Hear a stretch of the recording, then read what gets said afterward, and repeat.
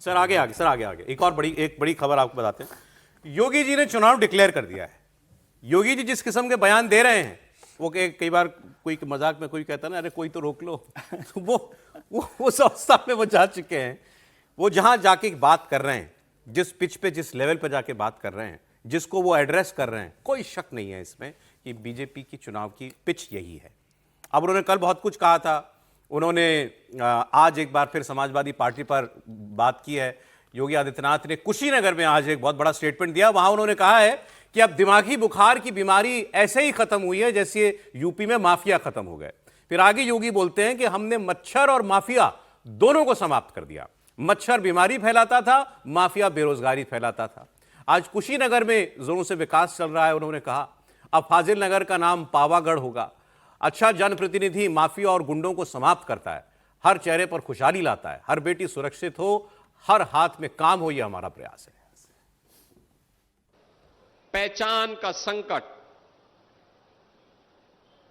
बीमारी का संकट, माफिया का संकट, हर प्रकार का माफिया, बालू माफिया, खनन माफिया, जंगल पार्टी का आतंक, हर प्रकार का माफिया इस पावन धरती को जकड़ा हुआ था और इंसेफ्लाइटिस की बीमारी यहां के मासूमों को निगलती हुई दिखाई देती थी। अब इंसेफ्लाइटिस की बीमारी वैसे ही समाप्त हो गई है जैसे माफिया यूपी से समाप्त हो गए हैं। हमने माफिया को भी समाप्त किया और मच्छर को भी समाप्त किया। ये मच्छर बीमारी लाता था, माफिया बेरोजगारी लाता था। तो ये योगी जी ने आज बोला, लेकिन कल क्राइम के ऊपर मुख्यमंत्री योगी आदित्यनाथ जिस जीरो टॉलरेंस की बात करते हैं वो देखने को भी मिला। पुलिस ने कैसे तुरंत एक्शन लिया। गाजियाबाद में एक मर्डर हुआ, सूर्या का नाम के एक लड़के का, नाबालिग लड़के का चाकू मारकर, असद नाम के कहा जा रहा है उसी का दोस्त पड़ोसी, उसने चाकू मार के उसकी हत्या की और 24 घंटे के अंदर असद का एनकाउंटर हो गया। असद के पिता समेत 3 आरोपी जेल में, और कहा तो ये जा रहा है कि इसके पिता ने उससे कहा था कि इसका काम तमाम कर दो। अभी एक आध आरोपी की और तलाश जारी है। योगी आदित्यनाथ ने कल इसकी भी बात की थी और उसके बाद उसके घर पर बुलडोजर चलाने की तैयारी भी हो गई। वहां जाकर मुनादी की गई और उसके बाद एक नोटिस वहां पर चिपका दिया गया कि अवैध कब्जा है, इसको हटाया जाए। 15 दिन का अल्टीमेटम दिया गया। 15 दिन में कब्जा नहीं हटाया जाएगा तो प्रशासन उस मकान को भी गिरा देगा जो आरोपी का घर है। और अब योगी आदित्यनाथ ये बात करते हुए कल कह रहे थे कि ईद के दिन दोस्त ने छुरा घूंपा, इसका मतलब क्या है? हम सबको इस बात को ध्यान में रखना होगा कि अहिंसा और करुणा ये मानवता के भूषण है, किंतु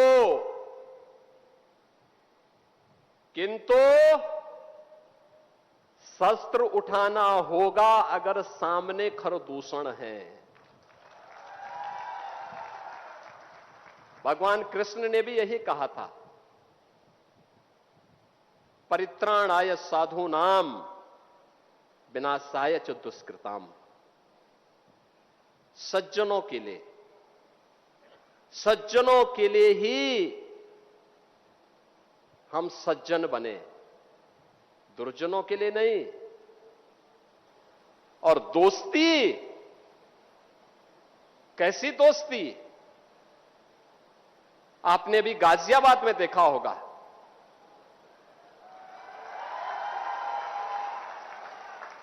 दोस्ती की आड़ में छुरेबाजी, ये स्वीकार्य नहीं। बस मेहमानों के पास जाओ, उससे पहले जहां ये सारी घटना हुई, अब तो वीडियो भी आ गया, जैसे बच्चे को उसको छुरा मारा गया था। अभय पराशर हमारे साथ जुड़ गए ठीक वहीं से, ये गाजियाबाद का इलाका है। अबे अब क्या कार्रवाई आगे होनी है? और आप वहाँ लोगों से बात कर रहे हो, मैं ये भी जानना चाहता हूँ लोग क्या कह रहे हैं। अच्छा, दोनों पक्षों के लोग, क्योंकि वहाँ हिंदू कम्युनिटी मुस्लिम कम्युनिटी साथ साथ रहती है, दोनों पक्षों के लोग क्या कह रहे हैं? देखिए, सबसे पहले सौरभ मैं आपको तस्वीरें दिखा दूं। इस वक्त हम खोड़ा इलाके में मौजूद हैं और यहां से आगे कुछ कदमों की दूरी पर घर है, सूर्या का घर, जहां पर सूर्या का परिवार रहता है। असद का घर भी पास में ही है।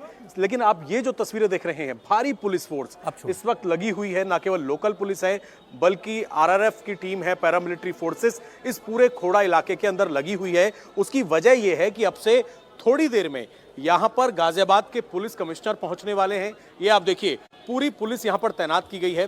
गाजियाबाद पुलिस कमिश्नर और इसके अलावा जो यहां के जिला अधिकारी हैं वो थोड़ी देर में यहां पर पहुंचेंगे और पहुंचने के बाद एक ब्रीफिंग की जाएगी। आज जितने भी अपराधी हैं, क्योंकि जिस तरीके से योगी आदित्यनाथ ने कहा है कि अपराधियों पर शिकंजा कसा जाए, उसके बाद एक ऑपरेशन क्लीन स्वीप चलाया जा रहा है, जिसमें अपराधियों को यह भी मौका दिया जा रहा है कि वो खुद ही थाने में आकर अपनी बातें बता दें और आगे से वो किसी क्राइम में इन्वॉल्व ना हो। लेकिन ये जो इलाका है, यहाँ पर असद के घर के बाहर तो पहले से ही एक नोटिस जो है वो चस्पा कर दिया गया था, लेकिन अब उसमें समय भी दिया गया था कि 15 दिन के अंदर अपना अवैध कब्जा खुद हटा लें। अगर नहीं हटाएंगे तो उस पर बुलडोजर चलवाया जाएगा। आज इस इलाके के अंदर जितने अपराधी हैं, क्योंकि असद के अलावा शारिक नाम का एक और शख्स बताया जा रहा है, कुछ और अपराधी बताए जा रहे हैं, उनके घरों पर एक टीम जो है वो पैदल मार्च करेगी और देखेगी क्या क्या कहीं कोई अवैध कब्जा तो नहीं है। ये जो तस्वीरें आपने अभी अभी दिखाई हैं, यही बता रही हैं कि शक्ति कितनी है और हर प्रिकॉशन भी बरता जा रहा है, तभी इतनी फोर्स इस वक्त वहां पर है जब वहां बुलडोजर कार्रवाई करने की तैयारी हो रही है। बहुत शुक्रिया अभय आपका। मैंने कुछ लोगों के वहां बयान सुने थे, तो ऑब्वियसली हिंदू कम्युनिटी तो कह रही है भी बहुत गलत हुआ और जो भी सख्त से सख्त कार्रवाई हो वो होनी चाहिए। मुस्लिम कम्युनिटी के लोग भी इस बात का समर्थन कर रहे थे कि हत्यारा था वो जिसने मारा और उसका एनकाउंटर हो गया, उसके भी हम समर्थन करते हैं, लेकिन ये घर नहीं टूटने चाहिए, इनके परिवार वालों को इसका सिला नहीं देना चाहिए। यदि मान लेते हैं कि वो अवैध कब्जा है तो घर क्यों नहीं टूटना चाहिए? पिता के कहने पे तो महाराष्ट्र बेटे और दूसरी बात जो समीर जी ने कहा, बिल्कुल उनके पिता आरोपी हैं इसमें, उनको जेल में डाला गया है और ये आरोप यही है कि उन्होंने ही अपने बच्चे को कहा कि भाई इसकी बलि दो, इसको जरा बताओ कि कैसे बकरीद पर बलि दी जाती है। तो बलि चढ़ा दी गई, एक हिंदू की बलि चढ़ा दी गई। कोई यदि उसने कोई ऐसी गंदी प्रतिक्रिया दी होती, बकरीद पर कुछ कहा होता, इस्लाम के खिलाफ कुछ गलत टिप्पणियां, गंदी टिप्पणियां की गई होती, तब तो बात भी समझ में हत्या तो कोई कैसे भी कैसे कर सकता है। नहीं मान लेते हैं, मान लेते हैं, क्योंकि आप कह रहे हैं कोई प्रोवोकेशन नहीं था, कोई प्रोवोकेशन। आप कहते हैं ना कि हमारे नबी के बारे में आप कुछ बोलेंगे, हमारे शास्त्रों के बारे में वो कहेंगे तो हम बर्दाश्त नहीं करेंगे, चलो वो भी बात समझ में आ जाए, लेकिन यहाँ तो कुछ भी ऐसा नहीं था। तो आपको दहशत फैलाने के लिए ये काम करना क्या आवश्यकता है? एक हिंदू की हत्या कर दी जाए। आप पूरी तरह समर्थन में, हर तरीके की सख्त कार्रवाई। मैं बिल्कुल पूरी तरीके से। एक काम और हो रहा है जो पहले आमतौर पे हमने ये अभी रिसेंटली देखना शुरू किया, पहले इतना नहीं होता था, होता भी होगा तो अभी एक इलाके में होली के दिन एक हिंदू शख्स की हत्या हो गई थी, तो वहां भी सब कार्रवाई हुई, लेकिन उस पर आपने ये देखा कि वहां आज अब यहां भी जहां भी ऐसा कोई प्रकरण होता है, बहुत बड़ी तादाद में हिंदूवादी संगठनों से जुड़े हुए लोग, इंडिविजुअल्स वो पहुंचने लगे और फिर वो मतलब वो पूरे इलाके के अंदर फिर वो एक अलग किस्म का माहौल बन जाता है। नहीं देखिए, प्रोवोकेशन हो या ना हो, मैं इससे कोई बहुत सहमत नहीं हूँ कि प्रोवोकेशन नहीं था प्रोवोकेशन था तब भी, प्रोवोकेशन नहीं था तब भी। हत्या को तो आप जायज़ ठहरा नहीं सकते, उस पर जो भी कार्रवाई होनी चाहिए वो कार्रवाई की जानी चाहिए। इसमें मतलब मैं प्रोवोकेशन को भी एक्सक्यूज के तौर पे नहीं लेता, प्रोवोकेशन भी आपको हत्या के लिए ये एक्शन जस्टिफाइड है अब जो हो रहा है जितना नहीं, मैं कानून के हिसाब से होना चाहिए जो उसके हमेशा ही शब्दों के प्रोवोकेशन पर तो कहा गया कि भाई आपने पूरे देश में अफरा तफरी का माहौल पैदा कर दिया। मैं तो दूसरी बात कर रहा हूँ, मैं तो कह रहा हूँ बिना प्रोवोकेशन के भी हत्या, और वो उसका कोई मतलब नहीं है। प्रोवोकेशन था तब भी, मैं उससे सहमत नहीं हूँ। लेकिन ये जो आपने कहा कि भाई हिंदूवादी संगठन आ जाते हैं, उससे सरकार के लिए, प्रशासन के लिए परेशानी होती है और सोसाइटी के लिए भी परेशानी होती है कि जब कार्रवाई हो रही है उस कार्रवाई को लीगल तरीके से चलने देना चाहिए।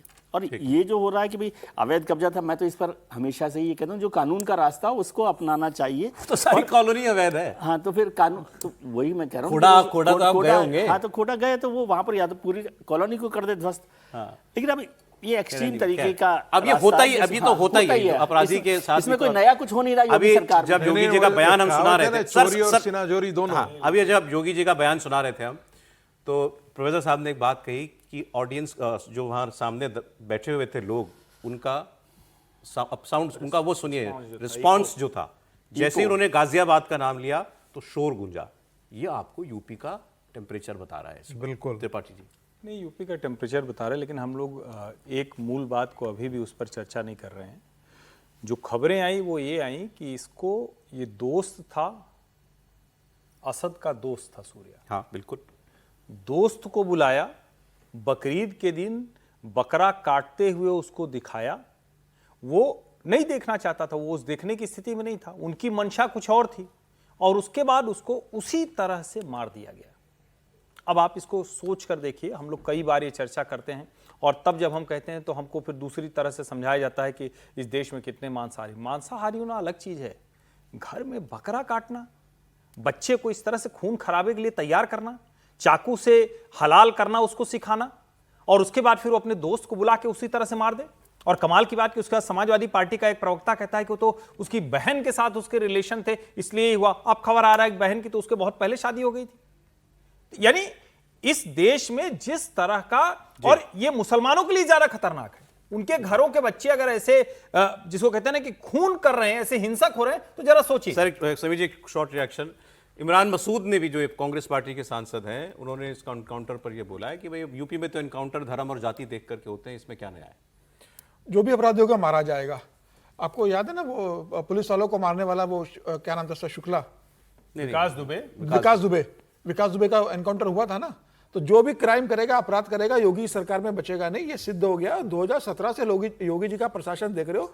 मुझे लग रहा है कि इस कम्युनिटी के लोगों को, अपने बच्चों को बताना चाहिए कि भाई यहाँ योगी का शासन है, यहाँ आप क्राइम करोगे, पूरा परिवार उसको भुगतेगा, पूरा लोगों को भुगतना पड़ेगा। मुझे लगता है कि योगी के शासन के बाद भी अगर ये लोग सुधर नहीं रहे कि किस तरीके से, कि विपक्ष की सरकार हो तो आप समझ में आता है कि भाई हम कुछ भी कर देंगे तो कोई हमें कुछ करने वाला नहीं है। योगी आदित्यनाथ की सरकार है, लॉ एंड ऑर्डर की, वहां पर जिस तरीके से कार्रवाई होती है, अभी भी समय है कि सब सुधर जाए। इस तरीके से जो हत्याकांड, वैसे जनरलाइजेशन की हमेशा ही हम लोगों को नहीं करना चाहिए, जनरलाइज ना करें। लेकिन योगी जी ने कहा, ये कहा कि जो तुम्हारे शायद नालायक हैं, जो लोग जो नालायक हो गए, परिवार उनको बताएं। बिल्कुल बताना चाहिए ना, बिल्कुल बताना चाहिए ना पेरेंट्स को कि भाई आप मत करो, पूरा परिवार नहीं करना चाहिए, जर्नलाइज किसी कम्युनिटी के लिए जनरलाइज करना ठीक नहीं है। सर ब्रेक का समय हो गया, सर ब्रेक का समय हो गया। और देख करके ही तो आप मारे हैं सर, आगे बकरा काटने वाला सूर्या को तो धर्म देख करके ही मारा गया ना सर। ये तो फिर बहुत लंबी है, फिर नहीं, बात लेकिन करेंगे। ये तो आप घरों में आज के समय में ऐसा बर्बर बनाएंगे तो क्या हो।